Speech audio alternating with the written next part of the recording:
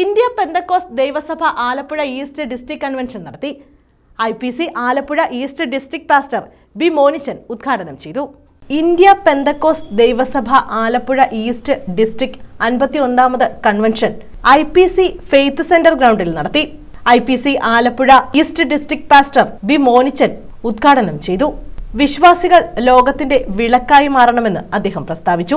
സ്വന്തം വീട്ടിൽ ഏറ്റവും സുരക്ഷിതത്വം, സമാധാനം നൽകേണ്ട വീട്ടിൽ പോലും കിടന്നുറങ്ങുവാൻ കഴിയാത്ത അവസ്ഥയിലേക്ക് ലോകം മാറുകയാണ്. മനുഷ്യന് സ്വസ്ഥതയില്ല. ബൈബിളിൽ നമ്മുടെ വാഴ്ത്തപ്പെട്ട കർത്താവ് പറഞ്ഞു, യോഹന്നാൻ സുവിശേഷം 9:4, ആർക്കും പ്രവർത്തിച്ചുകൂടാത്ത രാത്രി വരുന്നു, പകൽ ഉള്ളിടത്തോളം എന്നെ അയച്ചവന്റെ പ്രവൃത്തി ഞാൻ ചെയ്യേണ്ടതാകും. Centre vice president pastor MO Cherian അധ്യക്ഷത വഹിച്ചു. പാസ്റ്റർ ഷാജി M പോൾ മുഖ്യ സന്ദേശം നൽകി. Centre secretary pastor Reji Cherian, centre joint secretary KJ Mathukutty, pastor G Johnykutty എന്നിവർ പ്രാർത്ഥനയ്ക്ക് നേതൃത്വം നൽകി. Brother D Edison, pastor Shaji Varghese Kalayapuram, pastor Amos Thomas, pastor Joy Raju എന്നിവർ നേതൃത്വം നൽകി.